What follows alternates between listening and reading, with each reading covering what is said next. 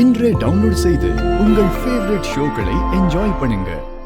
இந்த கல்யாணம் நடக்கிற மாதிரிலாம் தெரியல. உங்க பிள்ளைங்க எல்லாம் கூட்டு போங்க. இவங்க கல்யாணம் எல்லாம் பண்ணி வைக்க மாட்டாங்க. அப்படியெல்லாம் சொல்லாதீங்க. இந்த கல்யாணம் கண்டிப்பா நடக்கும்.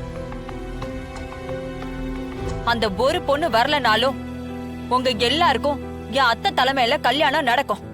நீங்க எல்லாரும் ப்ளீஸ் எதுக்குமே கவலைப்படாதீங்க.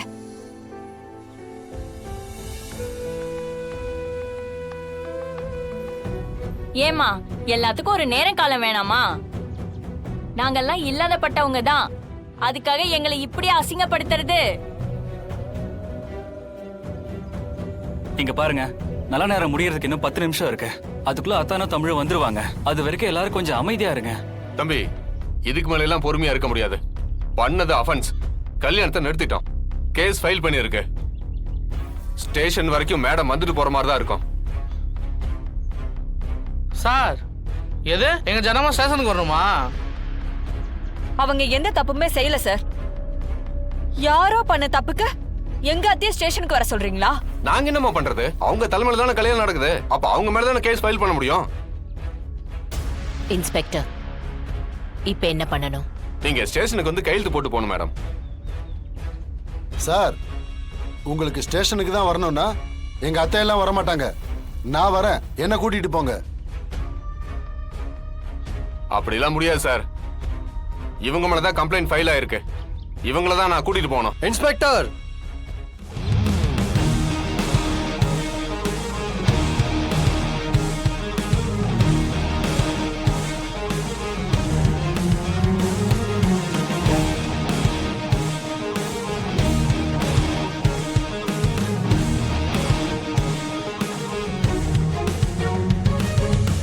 இன்ஸ்பெக்டர், நீங்க அரெஸ்ட் பண்றதா இருந்தா அந்த குறிஞ்சிநாதன் தான் அரெஸ்ட் பண்ணணும்.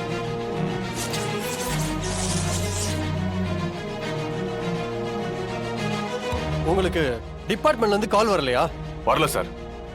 சார், இப்ப வரும் பாருங்க. இந்த வந்துருச்சுல.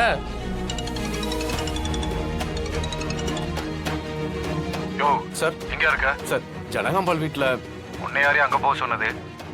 அந்த குறிஞ்சிநாதன் தான் ஜனா மேடம்ல பழி போடுறதுக்காக ஆளுங்களை வச்சு இப்படி ஒரு வேலையை பார்த்திருக்காரு. இதுக்கு காரணமானவங்களை சில பேரை நம்ம ஆட்கள் அரெஸ்ட் பண்ணிட்டாங்க.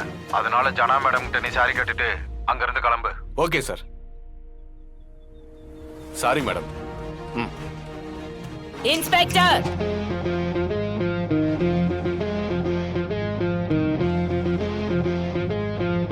என்ன தோக்கடிக்கிறதுக்கு எத்தனையோ முயற்சி பண்ணிருக்காரு அந்த குறிஞ்சிநாதன். எல்லாத்திலையும் தோத்து போன விரக்தியில இப்படி ஒரு கேவலமான வழியை தேர்ந்தெடுத்திருக்காரு அந்த பெரிய மனுஷன். போய் சொல்லுங்க, இன்னும் எத்தனை ஜென்மம் எடுத்தாலும் என்கிட்ட நெருங்க முடியாதுன்னு. போங்க. யோ கான்ஸ்டபிள் சார், இவங்க 2 பேரையும் கூட்டு வாயா. Okay sir.